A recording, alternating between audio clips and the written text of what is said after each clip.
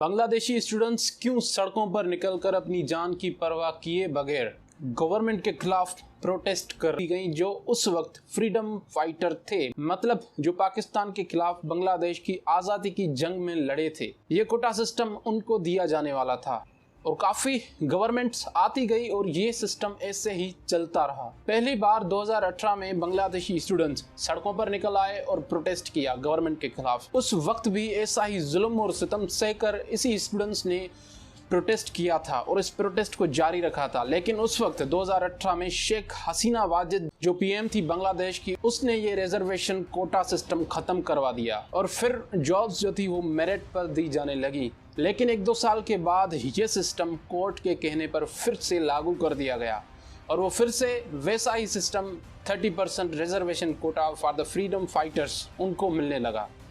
Court ने ये हुक्म दिया कि 30% कोटा उनको मिलता रहेगा जो फ्रीडम फाइटर्स थे, उनके बच्चों को ये जॉब्स मिलती रहेंगी, इन पर सिर्फ उनका हक है। फिर कुछ वक्त के बाद 2024 जुलाई में फिर वही स्टूडेंट्स प्रोटेस्ट करने के लिए सड़कों पर निकलते हैं और इस बार एक बड़े जज्बे के साथ प्रोटेस्ट किया जाता है। वो लाखों की तादाद में सड़कों पर निकलते हैं, भूख प्यास और अपनी जान की परवाह किए बगैर वो बढ़ते ही जाते हैं और इस बार उनका जज्बा पिछली बार से कई ज़्यादा बढ़ा था। इन स्टूडेंट्स को इतना टॉर्चर किया गया, लगभग 165 प्लस स्टूडेंट्स मारे जा चुके हैं और हज़ारों की तादाद में वहाँ पर स्टूडेंट्स जख्मी हैं।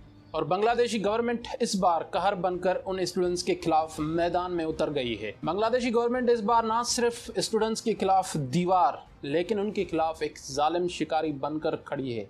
वो स्टूडेंट्स को इतना टॉर्चर कर रहे हैं, आपकी सोच भी नहीं जा सकती वहाँ। और वो स्टूडेंट्स इतना तशद्दुद ना सहते हुए बेचारे मर रहे हैं। ना सिर्फ वहाँ की पुलिस, लेकिन स्पेशल फोर्सेस को भी मैदान में लाया गया है। आप तसव्वुर भी नहीं कर सकते, उन बेगुनाह निहत्थे स्टूडेंट्स के खिलाफ ऐसी फोर्सेस मैदान में उतार दी गई हैं जो किसी टेररिस्ट के खिलाफ उतरती हैं और उनको काउंटर करती हैं। और ये फोर्सेस बांग्लादेशी गवर्नमेंट ने उन निहत्थे स्टूडेंट्स के खिलाफ छोड़ दी हैं जो सिर्फ अपने हक की बात कर रहे हैं। और वो फोर्सेस उनको बेदर्दी से इतना टॉर्चर कर रही है जिसका दर्द वो ना सहते हुए काफ़ी स्टूडेंट्स मारे जा चुके हैं। वहाँ पर अपने हक के लिए लड़ना उनको अब महंगा पड़ रहा है। अपने हक के लिए अब उनको अपनी जानें तक देनी पड़ रही हैं। बात करते हैं 2018 की, जब 2018 में शेख हसीना वाजिद ने ये रिजर्वेशन सिस्टम ख़त्म करवाया। अगर उसके पीछे की एक कहानी जाने तो वो एक पॉलिटिकल मूव था। The prime minister of Bangladesh Sheikh Hasina Wazed, वो अपने उन साथियों, उन पसंदीदा लोगों को जॉब्स दिलवाना चाहती थी जो लोग इस फ्रीडम फाइटर रिजर्वेशन कोटा में नहीं थे।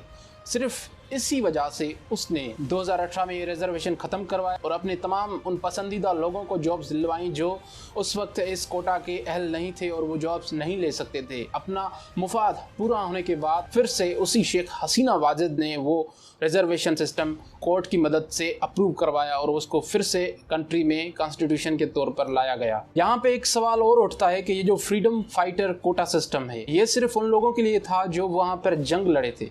अगर यह सिस्टम 10-20 साल तक होता तो समझ में आता, लेकिन उनके चिल्ड्रन और अब उनके ग्रैंड चिल्ड्रन को ये कोटा सिस्टम मिल रहा है। इसी वजह से स्टूडेंट्स प्रोटेस्ट कर रहे हैं। अगर टोटल पॉपुलेशन देखी जाए इन फ्रीडम फाइटर्स के जो डिसेंडेंट्स हैं उनकी, तो टोटल जो उनकी इस वक्त पॉपुलेशन है वो है 0.30%। लेकिन इतना बड़ा 30% का जॉब्स का जो कोटा है वो इनको क्यों दिया जाता है? इनकी तादाद तो बिल्कुल कम है।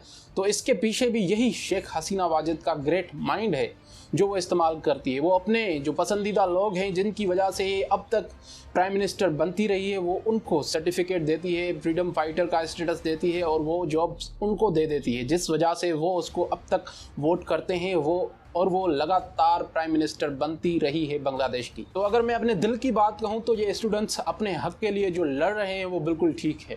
ऐसी गवर्नमेंट जो सिर्फ अपना मुफाद देखती है उसके खिलाफ प्रोटेस्ट करना बिल्कुल जायज़ है और उनको करना चाहिए।